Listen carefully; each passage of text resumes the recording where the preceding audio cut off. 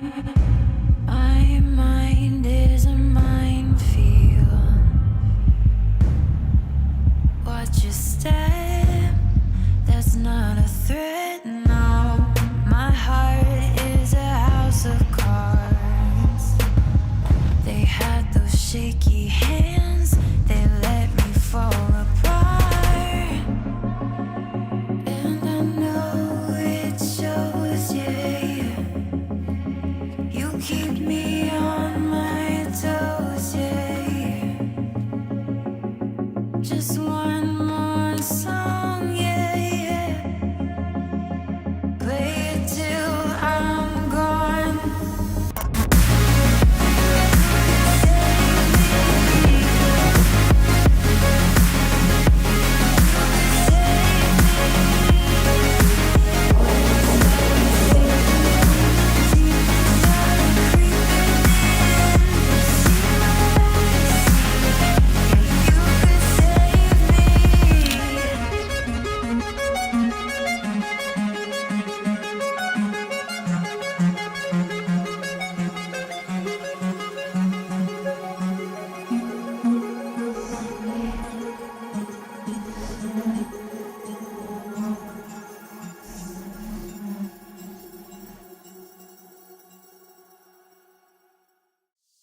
Hello friends, and welcome back to another mobile filmmaking tutorial.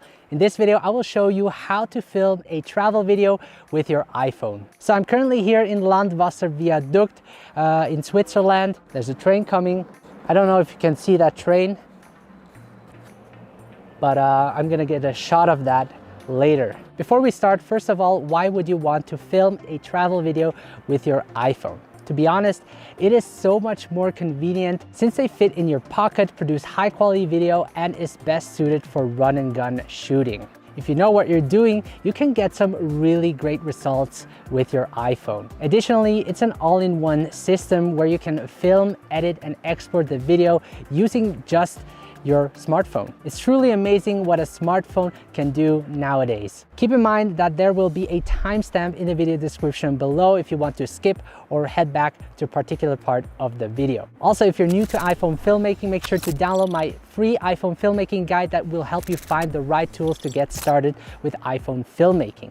So with that out of the way, let's get started. So first of all, before you even start shooting, you want to treat your iPhone like a video camera. Really take the extra step. For example, use the guidelines to frame your subject. The rule of thirds is a great way to set your composition to create a balanced image. If you're unfamiliar with the rule of thirds, make sure to check out the how to film and edit on iPhone video. You also want to take the extra step to think about the shots you need. Don't just randomly film everything from eye level. Really get creative and use different angles to make the shot look more interesting. Maybe even create a shot list if you're already familiar with the location you're heading. I realized that many beginners make the mistake of capturing just wide shots. Get closer to your subject, this way you can create more emotion in your video. So treat your iPhone like a professional camera, shoot creatively, and have an open mind to experiment with your shots. So next we're going to talk about gear preparation and setup. It sometimes can be challenging to know what gear to bring with you,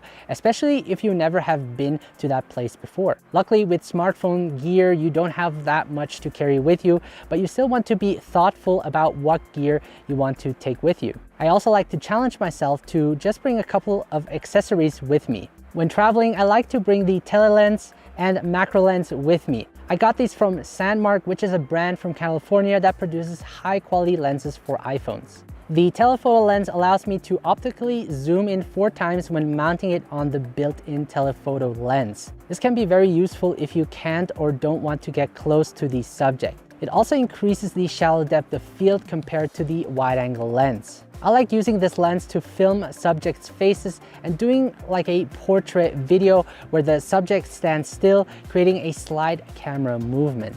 The macro lens allows you to shoot in a unique perspective. You can create detailed shots which people normally wouldn't notice. I like using this lens to capture the subject's eye or to get extreme close-ups of plants. Another tool I brought with me that you're certainly familiar with is the smartphone gimbal. This is the DJI OM4 that allows me to get steadier shots and create unique camera movements. I especially like the magnetic clamp since it's convenient to set up the camera quickly and is compatible with a lens mount on your iPhone, since you can add counterweights to the gimbal as well. I can also charge my iPhone if I don't have enough battery, since shooting video can drain it quickly. I like using the gimbal to get different moving shots, but also create time lapses since it has a tripod. There are certainly times where I wish I had brought that gear with me to create the shot I needed. A lot of times in filmmaking, it's about solving a problem. Try to figure out how to create these shots with what you have.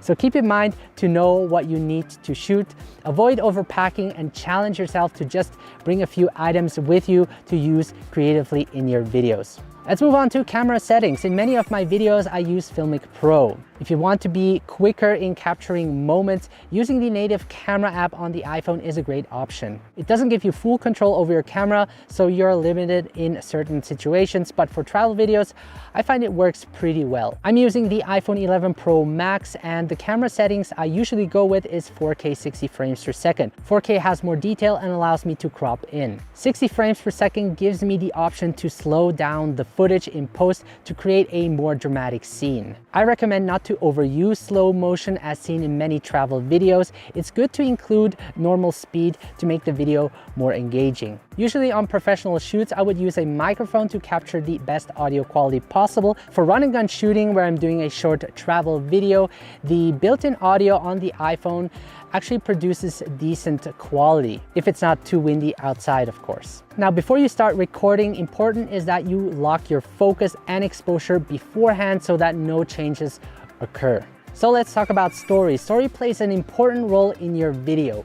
You want to have a clear structure of your story. You basically want to have a beginning, middle, and end. Think about how to start and end your video. It doesn't have to be complicated. It could be as simple as filming your day. During the story, you want change to happen. Otherwise, it's no story. It could be a small change. For example, the character had a bad day, something happened that all of a sudden made his day better. People want to understand why things happen the way they happen, even though life can appear quite random sometimes. So next is scene coverage. When shooting a scene in a travel video, it's important to shoot from different angles so that the footage cuts together smoothly. You want to have a wide shot, medium shot, and close-up. A wide shot establishes the scene. A medium shot focuses the attention to the subject, making it more dominant. Close-ups are great for filming the subject's face that show a certain reaction or expression, or things that people normally wouldn't see in a medium shot. By keeping these three angles in mind, you will be able to create a more dynamic scene in your video and tell a better story. You can, of course, shoot more, but be strategic about it. So these were my tips on shooting a travel video. I know for starters, this can be overwhelming, but as long as you practice and use those tips that I've mentioned, you will get better. So once again, a big thanks to George for helping me out. Make sure to follow him on Instagram at GeorgePaoloPhoto and me at BennegRacer. Subscribe if you are new to my channel so that I can keep creating awesome tutorials for you guys. Thank you so much for watching, and if you want to see more similar tutorials like this one, make sure to watch these two videos as well. Take care, my friends, and I will see you in the next video.